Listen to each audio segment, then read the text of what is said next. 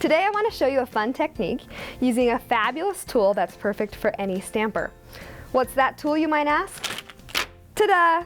It's the Stampin Write Marker. The Stampin Write Marker is an easy way and inexpensive to add to your ink collection. It's also the perfect way to get lots of different colors on your stamp. Let me show you a few tips with the marker. You can see the fat line and the skinny line. That tells you what kind of tip is underneath, so no more guessing. The second tip is breathing. Now you might wonder why we're talking about breathing in stamps, but it's very important. You can see I colored this image maybe 5 minutes ago, and I'm going to finish it off with my crisp cantaloupe. I've already colored the words, and in that time you could guess that ink would dry out a little bit. But if I breathe on it just right, did you hear that? Watch what happens. The ink is reactivated, and we have a perfect image.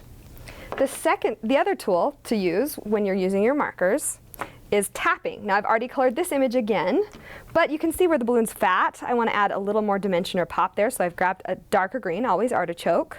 Use the fat side, and I'm just going to tap right on my image. Doesn't really matter where, but around where I want to add, and then I'm going to give it a few more just for fun. Remember that tip, breathing?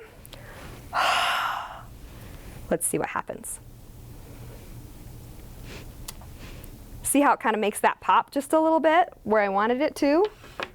And finally, you can use spritzing with when you stamp on an ink pad, but if you use it after you color an image, it just gives it that little bit of that washed out look, so just color right on your stamp. And if this were a stamp where I got ink somewhere where I didn't want it, maybe the leaf of a flower, I could use my blender pen just to wipe that ink right off. I'm going to spray my stamp.